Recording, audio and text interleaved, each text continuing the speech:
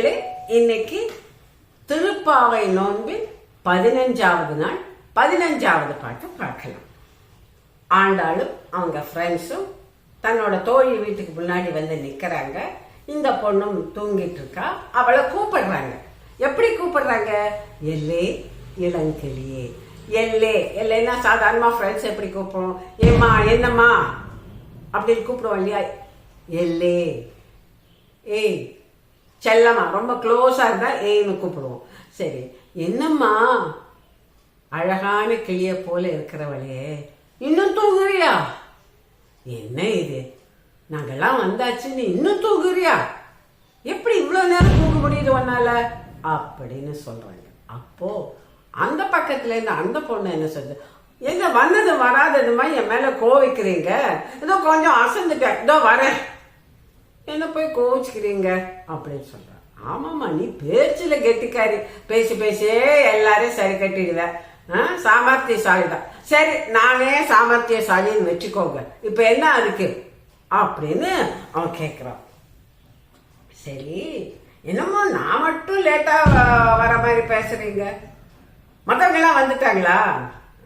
ஏன் கேட்க மாட்டேன், நீ என்ன அவ்வளோ ஸ்பெஷல்? நாங்கள்லாம் வந்து உனக்காக காத்திருந்து உன்னை தூக்கத்துல இருந்து எழுப்பி கூட்டிட்டு போனா நீ அவ்வளோ ஸ்பெஷல் என்ன? நாங்க வரோம் தெரியுமில்ல, நீ முன்னாடியே எழுந்திரிச்சுக்கலாமில்ல. நாங்கள்லாம் எங்க போறோம், யார பார்க்க போறோம், யார ப்ரே பண்ண போறோம்? அந்த மாயனை எத்தனை எதிரிகள் வந்தாலும் அவங்கள ஜெயிக்கிற கிருஷ்ணனை, குவலய பீடம் அப்படிங்கிற யானையை கொன்ற கிருஷ்ணனை பாடி பரவசம் அடைய போறோம். நீ சீக்கிரம் தூக்கத்தை விட்டுட்டு எழுந்து வா அப்படின்னு சொல்றாங்க. இங்க அவங்க வந்து கிருஷ்ணனுடைய சாகச செயல் ஒன்ன பத்தி சொல்றாங்க. என்னது அது? குவலய பீடம்ங்கிற யானையை கொன்றது. இப்போ நம்ம இந்த குவலய பீடம்னா என்ன, அதனுடைய சிறப்பு என்னன்னு பார்க்கலாம்.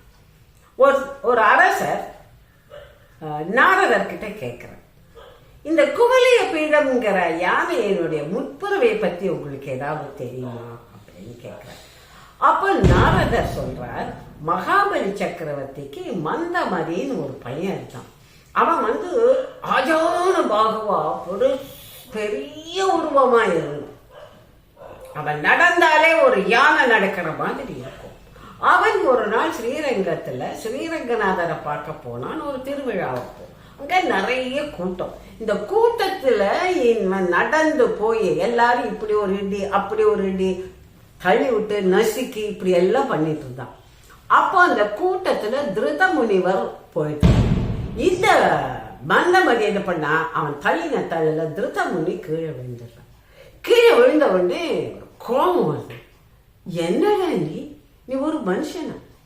இத்தனை பேர் நாங்க போயிட்டு இருக்கோம், எல்லாரும் இப்படி தள்ளி தள்ளி நசுக்கி என்ன நினைச்சிட்டு இருக்க நீ?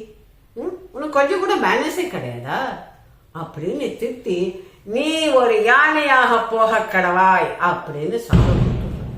அப்பவே இவனோட உருவம் மாற ஆரம்பிச்சிருந்தோம். உடனே அவன் முனிவரோட காலில் விழுந்துருவான். என்ன மன்னிச்சிருந்த, நான் தெரியாம செஞ்சுட்டேன், நான் இனிமே யாருக்கும் அவமரியாதையா யாரையும் அவமரியாதையா நடத்த மாட்டேன், அவமரியாதையா பேச மாட்டேன், பிளீஸ் என்ன காப்பாத்துங்க, எனக்கு இந்த உருவத்துல இருந்து விடுதலை கொடுங்க. அப்போ முனிவர் சொல்றார், முனிவர்கள் சாபம் கொடுத்ததுதான், நான் வேணா அதில் கொஞ்சம் சேஞ்ச் தான் பண்ண முடியும். சரி, எனக்கு எப்போ இந்த உருவத்திலேருந்து விடுதலை?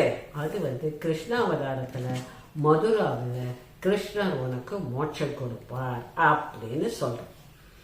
இந்த குவலய பீடம் யானை வந்து ஜராசந்தன் கைக்கு வருது. ஜராசந்தன் அதை கம்சனுக்கு கிஃப்டா கொடுத்துடுறான். இப்போ அந்த குவலய பீடம்ங்கிற யானை யார் வசம் இருக்கு? கம்சன் வசம் இருக்கு. கம்சனை பத்தி நமக்கு தெரியும். என்னைக்கு அவன் அசரீரி வழியா தேவகிக்கு பிறக்கக்கூடிய 8வது குழந்தை ஒன்றை கொல்லுன்னு சொன்னாலும் அன்னையிலேருந்து அந்த குழந்தைய கொல்றதுக்கான முயற்சி அவன் எடுத்துட்டு இருக்கான். அசுரர்களுக்கு மேல அசுரர்களா அனுப்பி அனுப்பி அனுப்பி அந்த குழந்தைய கொல்லணும்னு பார்க்கறான். அது நடக்கவே மாட்டேங்குது. கடைசி சான்ஸ் இந்த குவலய பீடம். இந்த யானையா யாராலும் ஒன்றும் பண்ண முடியாது. அவ்வளோ ஆக்ரோஷமான யானை, 10 சைஸ் பெருசா இருக்கிற யானை, சாதாரண யானையை விட 10 சைஸ் பெருசா இருக்கிற யானை. அதனால கிருஷ்ணன் நான் ஈஸியா ஊறி தள்ளிடும் நினைச்சிட்டு இதுக்கு ஒரு பிளான் வச்சிருக்கான். ஒரு மல்யுத்த போட்டி நடக்கிற ஒரு அரங்கத்தை உருவாக்குறேன். அரங்கம் அந்த ஃபீல்டை உருவாக்கிட்டு ஒரு திருவிழாவுக்கு ஒன்று ஏற்பாடு பண்றேன். பலராமனும் கிருஷ்ணனும் அவங்க மாடுகளை எல்லாம் மேய்ச்சிட்டு இப்படி வரும்போது அவங்க இந்த மல்யுத்தத்துக்கான பறை அடிக்கிறத சத்தம் கேட்கறது. ஓ, எங்கேயோ மல்யுத்த போட்டி இருக்கு, நடக்குது போயிருக்கு, வா நம்ம போய் பார்க்கலாம் அப்படின்னு இவங்க 2 பேரும் போறாங்க. போகும்போது அந்த மல்யுத்த அரங்கம் வந்து பயங்கரமா டெக்கரேட் ஆயிருக்கு. அங்க ஒரு சின்ன திருவிழா வேற நடக்குது. இதுலதான் கொல்லணும்னு பிளான் பண்ணி வச்சிருக்காங்க கம்சன். அப்ப அந்த அரங்கத்தோட வாசல்ல குறுக்க யானை ஒண்ணு நிக்குது. அதாவது போனவங்களை வழிபறிச்சு ஒரு யானை. கிருஷ்ணனா அந்த யானை உள்ள போக விட மாட்டேங்குது. அந்த மேல இருக்கிற பாகன் உட்காந்து இருக்காங்கல்ல, அவன் வந்து அதுக்கு இன்ஸ்ட்ரக்ஷன் கொடுக்குறான்.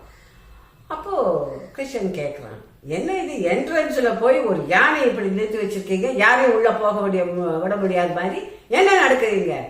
என்ன உள்ள விடல, உங்க எல்லாரையும் எவலோகத்துக்கு அனுப்பிச்சிடுவேன் தெரியுமா அப்படின்னு. அப்போ வந்து அந்த பாகன் வந்து அந்த யானைக்கு ஒரு சமிக்ஞை கொடுக்குறான். சமிக்ஞைன்னா அதுக்கு ஒரு அதை வந்து தூண்டி விட்டதுன்னு வச்சுக்கோ. அப்ப அதை அட்டாக் பண்ணும். அது வந்து கிருஷ்ணனை அட்டாக் பண்ண வருது. கிருஷ்ணனை பார்த்து வரும்பொழுது அதை தும்பிக்கைய அப்படியே தூக்கிட்டு கிருஷ்ணன் வந்து அது கிட்டக்க போய் அது பிடிக்கிற வர்ற நேரத்தில் லாகவமா நகர்ந்துருவான். நகர்ந்து யானையோட பின்னாடி சைடு போய் அவன் அதனோட வாழை பிடிச்சு தோக்குறான்.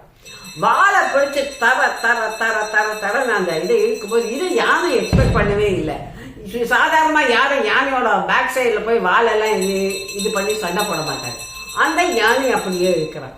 திருப்பி அது இப்படி திரும்பும்போது ஒன்ஸ் அகெயின் அதோட வாய்க்கிட்ட தும்பிக்கை கிட்ட போற மாதிரி போய் பேக் அடிச்சு வந்து இதே மாதிரி பண்ணி அந்த யானைய ஒரு கட்டத்துல அந்த தும்பிக்கையை நல்லா பிடிச்சி முறுக்கி யானை மேல ஏறி அதை துவம்சம் பண்ணி சாகச்சு.